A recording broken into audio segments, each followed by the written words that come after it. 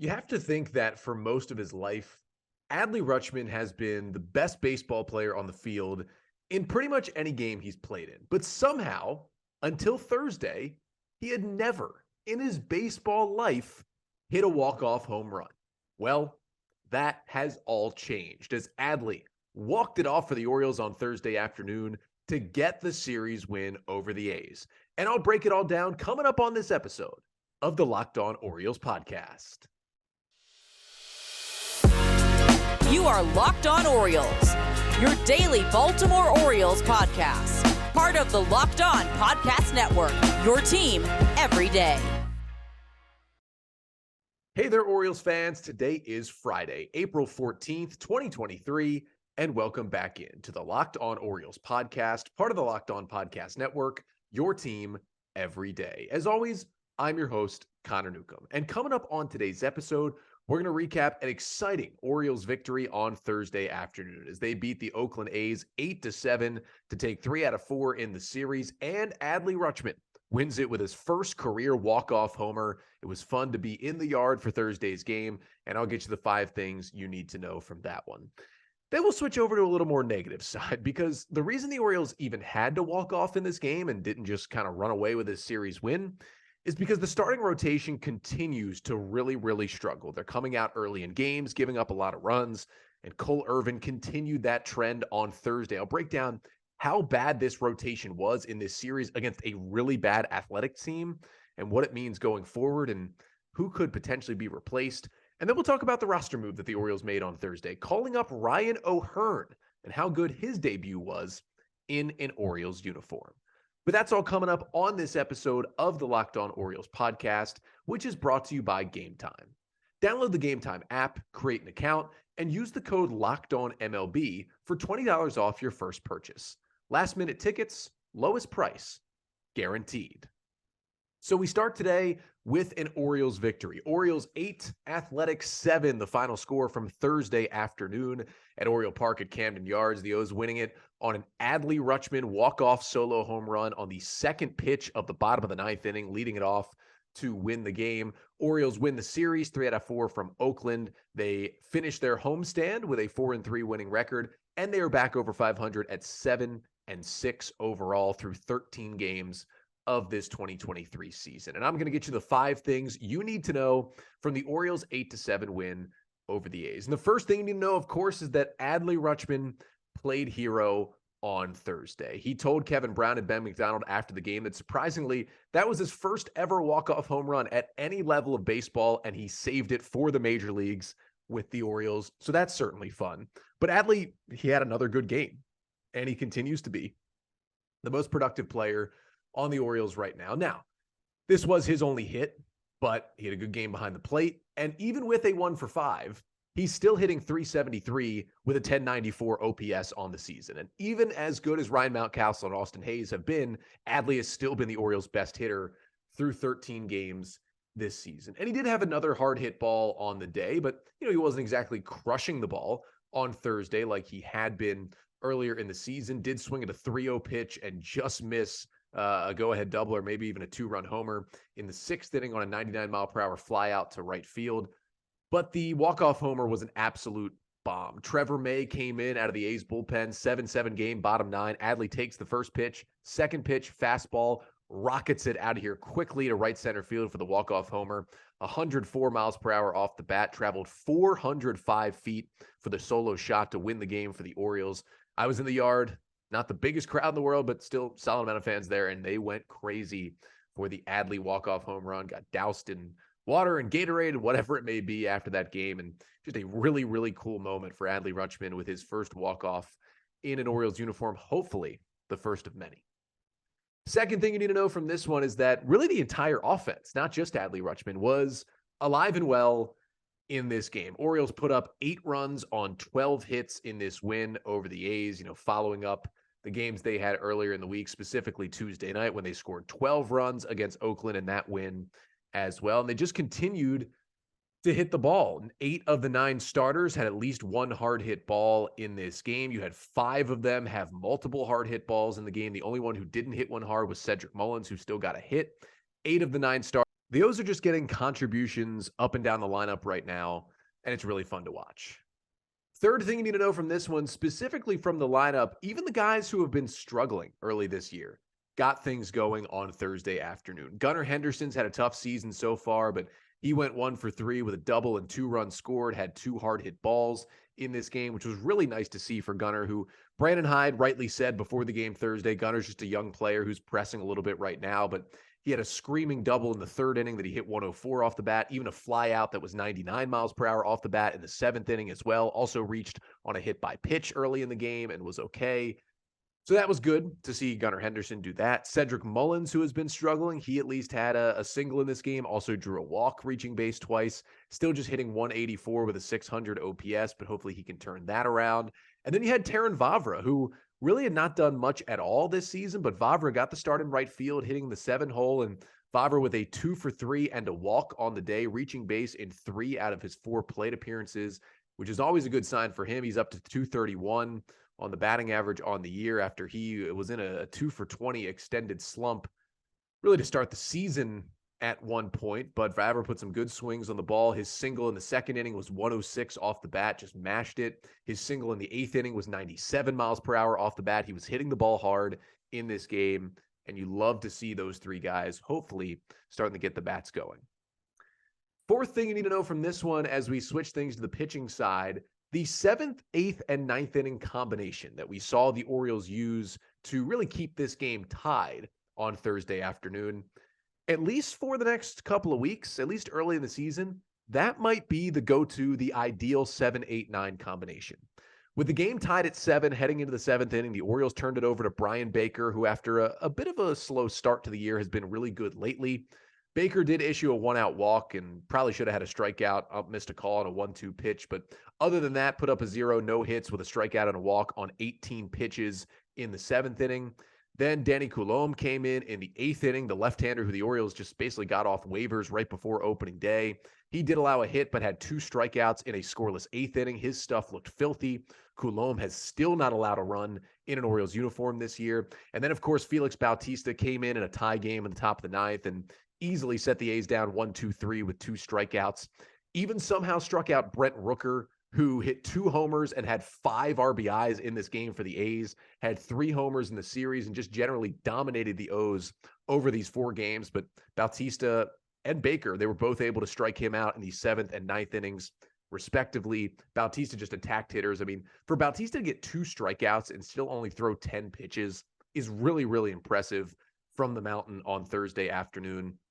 Again, he got off to a little bit of a slow start as well, but his stuff is looking super crisp. The velo was up for Bautista. He averaged 101 on the fastball on Thursday. That's pretty impressive. He went with 5 splitters, 4 fastballs, and 1 slider, and the stuff looked good. Coulombe was just, I mean, it was fun. It was 9 sliders. It was some fastballs. It was some curveballs, a sweeper, a changeup. He was throwing them all up there, and he got only a couple of whiffs, but they came at really, really key times. Felix Bautista, meanwhile, I mean, 6 swings, 5 whiffs. Are you kidding me? A's hitters swung at 4 splitters. 4 out of the 5 splitters Bautista threw, A's hitters swung at them. They swung and missed on all 4 of those swings against the splitter. It's undoubtedly a top 10 pitch in all of baseball right now. That thing is just ridiculous. And the 5th and final thing you need to know from this Orioles 8-7 win over the A's, finishing up on the pitching side, is that despite the bullpen really doing a good job, Baker, Coulombe, and Bautista, and even Austin Voth, who did allow a home run to the first batter he faced, but then did get himself, not very convincingly, but through 2 innings of relief with only giving up 1 run. The bullpen in general was probably the reason why the Orioles won this game. But the starting pitching from Cole Irvin certainly was not, and he was bad once again for the Orioles. And after 2 rough starts for Irvin in his Orioles debuts after being traded from the Athletics, you would think, okay, he's facing his old team. This is a glorified AAA lineup. This is a time to settle back in. And also, Irvin talked with Andy Koska of the Baltimore Banner for a story earlier this week, talked about how he went back and watched the video of his first 2 starts and felt like he had identified what was going wrong. He said he wasn't pushing correctly off his left foot, which is the foot that's on the rubber when he pitches. And he said he went back, corrected it, and felt good going into this start. I did think it was a little odd that he divulge that much about his struggles to Andy in that article, just 2 starts into the year, because it can always backfire if you pitch poorly again. You've already said what was wrong. You've already said you fixed it, and then you still do poorly. Well, where do you go from there? But that's exactly what happened. Irvin allowed 6 runs on 5 hits over just 4 innings of work, with 4 Ks, 2 walks, and a home run allowed, 80 pitches to get through 4 innings, 6 hard hit balls against him.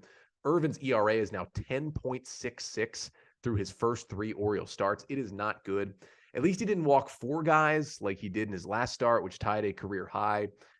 But the stuff just was not there for Cole Irvin. He did get 9 whiffs and 6 were on the 4-seam fastball, which he did have working in this game, but otherwise just was either off the plate or in the middle of the zone, and it killed him. It killed him in this game. I mean, the Orioles had him a 3-1 lead.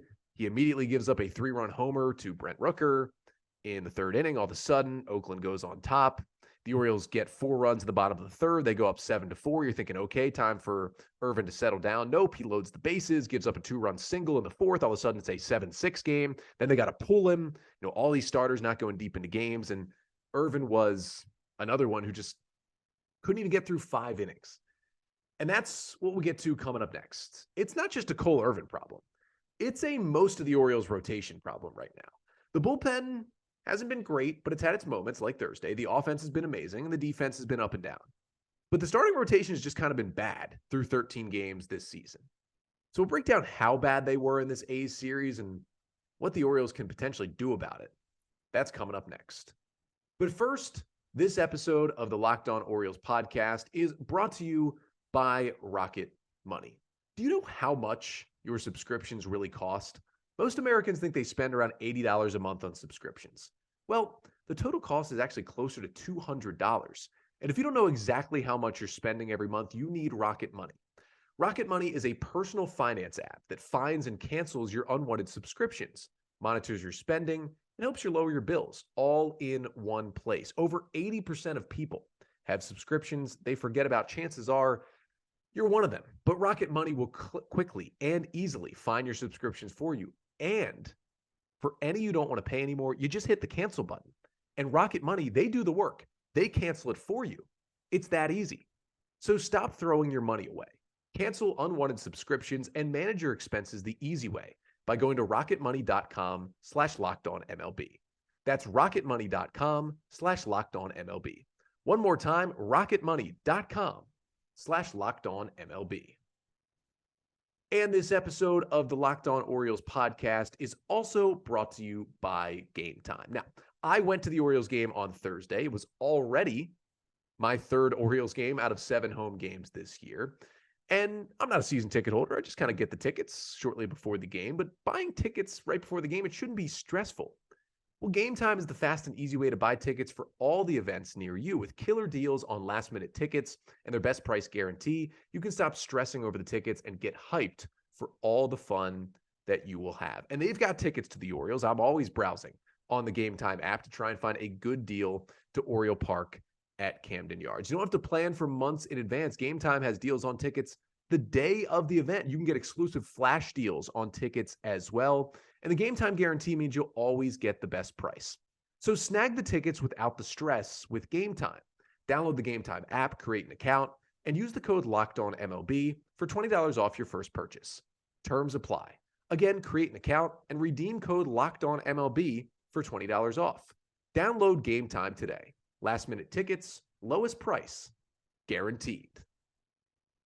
So on the Adley Rutschman walk-off solo home run in the bottom of the 9th inning, the Orioles defeat the A's 8-7 on Thursday afternoon and take 3 out of 4 with the series against Oakland to get back over 500. But I got to say, as I talked about before the break, Cole Irvin really did all he could to allow the A's to split this 4-game series. He was really bad in his revenge game against his old team. And for Cole Irvin, it's now 3 starts and, quite honestly, 3 bad starts in an Orioles uniform.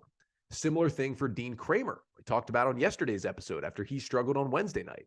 3 starts, quite frankly, 3 bad starts to begin the 2023 season after Kramer was great for the O's in 2022. And other guys have had struggles at moments. Grayson Rodriguez has, Tyler Wells has, even Kyle Gibson did on opening day, was not great, although he's mostly bounced back in the last 2 starts. Now, I got to shout out to Kyle Gibson because he did go 6 1/3, give up only 1 run on Monday night and set the tone for this series. O's won that first game 5-1, got great pitching. You thought this is going to continue. And then all that good starting pitching went away. In the final 3 games of this series, it was Grayson Rodriguez who started Tuesday, Dean Kramer on Wednesday, and Cole Irvin on Thursday. Those 3 starters combined to go just 12 2/3 innings. That is averaging about 4 innings per start. They allowed 16 hits and 15 earned runs in those 12 2/3 innings.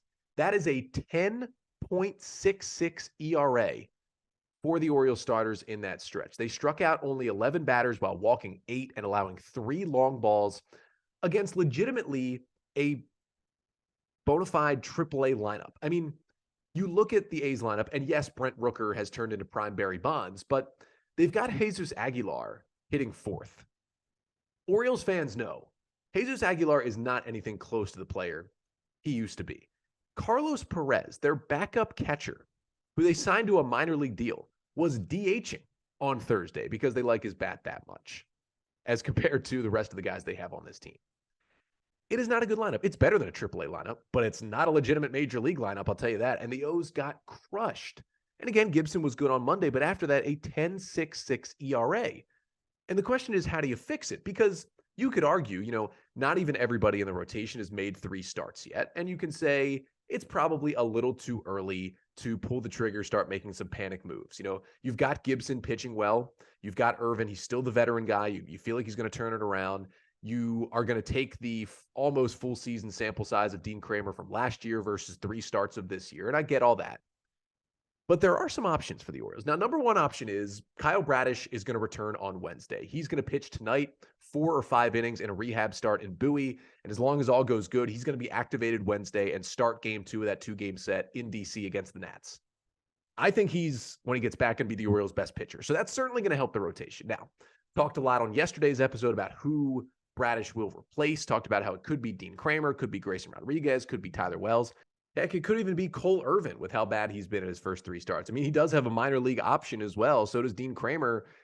So does Tyler Wells. And obviously so does Grayson Rodriguez. The O's can do some things here when Kyle Bradish comes back.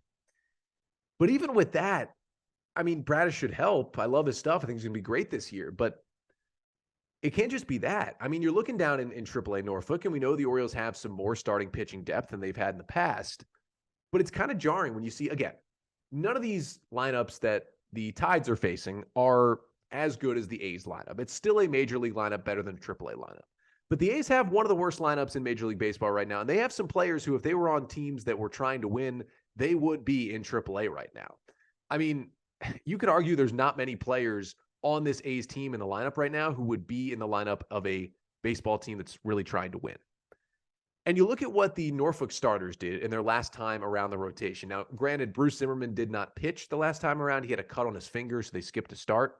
But the last 5 starters for Norfolk for their last 5 games, Ryan Watson, Spencer Watkins, DL Hall, Drew Rahm, and Chris Valamont.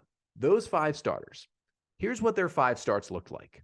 24 1/3 innings, 14 hits, 2 earned runs, 23 strikeouts, 11 walks, and just 1 home run allowed. That is a 0.74 ERA for the Norfolk starters over their last 5 games. Let me say that again, 0.74 ERA. And you're not going to call them all up, obviously, and just replace the Orioles rotation. You can't do that. You can't even do anything close to that. But what you do have is 2 of those 5 pitchers have big league experience. One of them, in Spencer Watkins, has been in the O's rotation for most of last year and a chunk of 2021 as well. You have DL Hall, who's one of your top pitching prospects, and you're building up to be a starter in that group as well. And he pitched 4 1/3 in his last start, so he's getting closer and closer to being, all built up after the slow start to the spring. It feels like a move has to be made, and I don't know what it's going to be.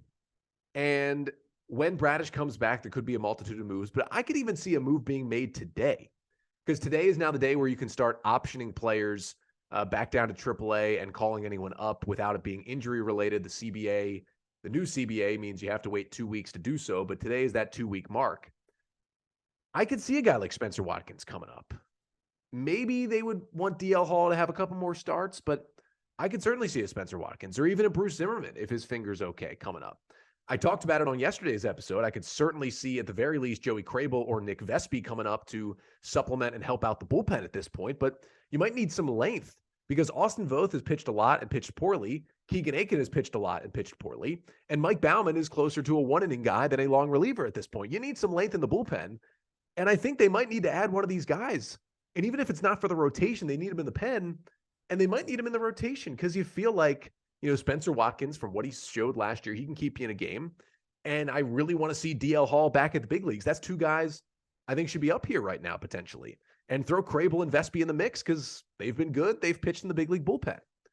I think there could be some changes this weekend, especially if the O's continue to get hit around by a good White Sox offense this weekend in Chicago. I don't know if we'll see wholesale changes. They're going to, be patient with these guys. We might see some small moves being made, and it's getting more and more interesting to see what the O's decision is with who leaves the rotation when Bradish returns next week. But one guy who was called up on Thursday and is not a pitcher was Ryan O'Hearn, who came up to the O's and made his major league debut with the Orioles and was a successful Orioles debut on Thursday afternoon. So coming up next to finish off the pod, talk about his performance and why the O's made the move that they did. But first, this episode of the Locked On Orioles podcast is also brought to you by Ultimate Baseball GM. It's one of the coolest games I've played on my phone in a long time because it really lets you, be a major league GM. And it turns out it's not easy. Fantasy baseball players, want to play GM, but Ultimate Baseball GM lets you dive even deeper. You manage every aspect of your franchise, play through seasons, leading your team hopefully to glory, or in my case, not so much. And in the simulation, you're responsible hiring coaches and staff, managing finances, scouting, drafting players, managing personalities, looking through injuries, going through free agency, the trade deadline, the draft, everything you do as a GM, even paying for new facilities. And the game is completely free. You can play it offline, you play it on the go, and you play it when and where you want. And you can compete with your friends as well. I'm competing with the other Locked On MLB hosts to try and win a World Series. I don't think anybody's done it on the app so far.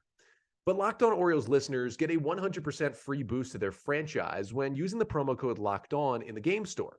So make sure to check it out. To download the game, just visit probaseballgm.com. Scan the code and look it up on the app stores. That's probaseballgm.com. Ultimate Baseball GM. Start your dynasty today. So despite the best efforts of Cole Irvin, or I should say the worst efforts, the Orioles did win 8-7 on Thursday. An exciting game to be in the ballpark for. Adley Rutschman's first career walk-off homer, and the O's take 3 of 4 from the A's in this 4-game set. And they added a new face to the roster and to the lineup on Thursday who really helped them out, and that was Ryan O'Hearn. The Orioles announced before Thursday's game that they had called up O'Hearn from AAA Norfolk, and in response had designated Anthony Bemboom, now the number 3 catcher, for assignment. We'll see if Bemboom does clear waivers and get back to AAA Norfolk. I would think he probably does. But it was interesting to see O'Hearn come up because we were kind of flummoxed a bit when, earlier this week, the Orioles optioned Kyle Stowers to AAA Norfolk and activated James McCann off the injured list and decided to carry 3 catchers for a few days. It makes a little bit more sense now that they've DFA'd Bemboom today. I think they wanted the 3 catchers because the A's were starting 3 consecutive lefties in these games. James McCann hits lefties well. The Orioles wanted McCann in the lineup against those lefties, but they also wanted Adley Rutschman in there because he's their best hitter. So one was going to catch him, one was going to DH. And I think they wanted a catcher also on the bench just in case something happened, an injury, and they needed to get another backstop in there. So that does kind of make sense, and it makes more sense when, hey, we did this for, 4 games, and now here is an actual hitter, and we're back to carrying 2 catchers. But it's also interesting because, this is really Kyle Stowers' spot that now Ryan O'Hearn is taking. And with how little Stowers played and how early it was, 12 games into the year when the Orioles make this move, it's pretty close to just looking at it like O'Hearn made the roster over Kyle Stowers. And it continues to tell you more and more what the Orioles think of Kyle Stowers at this very moment, and their outlook on him is not as high as it is for some fans. Now, Ryan O'Hearn had earned the call-up, certainly in AAA Norfolk. In the first 9 games of the year, 43 plate appearances. O'Hearn was hitting .300 with a .349 on base and a .725 slugging. He had 4 homers, 3 doubles, and 11 RBIs, was mashing the ball from the left side of the plate. And he's always had a good swing, always hit the ball hard, but never really put it together in his 5 years where he was kind of a 4A player up and down from AAA in the big leagues with the Kansas City Royals. Orioles got him off waivers this offseason, competed for that quote-unquote backup first base job. The Orioles sent all those guys to AAA. But now they kind of do have that backup first baseman on the roster as they promote Ryan O'Hearn. And he got the start at first base on Thursday, hitting 8th in the order. And he was huge in this game. O'Hearn went 2 for 3 with 3 RBIs, 3 hard hit balls. First at bat in an Orioles uniform, comes up with the bases loaded and 1 out in the second inning and grounds a 2-run single into center field to put the O's up 2-1. He gets himself a sac fly in the third inning that extended the Orioles lead to 6-4. He had another hard hit ball later in the game on a single that he had in the 8th inning that started a rally where the Orioles are lucky they didn't get hurt by the fact that they had second and third no outs in the 8th and did not score a run. But O'Hearn was part of that rally with his single. It was kind of fun to watch Ryan O'Hearn at the plate. You never know how this is going to play out. I mean, it was only one game, but 3 hard hit balls, 3 RBIs. That's a heck of a debut for Ryan O'Hearn. I mean, it can't go much better than that. I mean, short of not hitting a home run. I mean, he had 2 balls over 100 miles per hour off the bat. It was nice to see that from O'Hearn, and I don't know how much exactly he's going to play, but you now have that backup first baseman. If something happens to Mountcastle or you want to DH Mountcastle like the Orioles did Thursday, O'Hearn can also, he's not great at it, but he can also play the corner outfields. O's probably won't put him out in left field at Camden Yards, but they'll put him in right field, and they could put him either place in an away ballpark as well. And he could DH for you a little bit against right-handers. I certainly don't see him playing against lefty starters, but against some righties, O'Hearn's probably going to be in there, and he's going to play about a similar amount of time that Kyle Stowers was playing, starting once or twice a week and then being a pinch hitter. But I think the Orioles are more okay, and that's what it comes down to. They're more okay with Ryan O'Hearn, kind of a journeyman, not a prospect at all, being in that bench role where he's not getting consistent at-bats, over Stowers, who I think to some point they still believe in can be something for the O's and obviously want him to rather get those everyday at-bats in AAA instead of play sparingly and just called on when needed on the big league bench. So that's why they've seemingly replaced Stowers with Ryan O'Hearn. But a good start to his Orioles career for O'Hearn, and the Orioles, with the help of Ryan O'Hearn, do win the series 3 out of 4 with the walk-off win on Thursday afternoon. But no days off coming up after this. Next up, the Orioles going to the south side of Chicago. They will take on the Chicago White Sox for a 3-game series. That starts tonight. The White Sox 5-8 on the season. Their offense has been good. Their pitching's been a little bit of a struggle, kind of similar to the O's, but haven't come up with as many wins. Tyler Wells will take the bump for his second start of the year at a 7:10 p.m. Eastern time start here on Friday night. He'll go up against Mike Clevenger. All I'll say about that is hopefully the Orioles can knock Clevenger out of this game pretty early, and always nice to see him give up a bunch of runs. The Saturday game is a 2:10 p.m. Eastern time start, a day game Saturday. Kyle Gibson goes for the O's, and the right-hander Michael Kopech, who has really struggled this year, goes for the White Sox. Then the series finale is on Sunday, another 2:10 start. This is a very, very fun pitching matchup. If you like stuff and you like strikeouts, you better be tuned in on Sunday. Grayson Rodriguez will make his 3rd career start. He will go up against Dylan Cease, one of the best pitchers in baseball right now with a 1.65 ERA on the year. Crazy strikeout stuff. Pretty much strikes out 10-plus batters every time he goes out there. That is going to be a fun pitching duel on Sunday. And then I'll be back on Monday to recap all the action from the 3-game series between the Orioles and the White Sox and get you ready for the Beltway battle next week as well. But that is all coming up on Monday's episode. Until then, I'm Connor Newcomb, and this has been the Locked On Orioles podcast, part of the Locked On Podcast Network. Your team every day.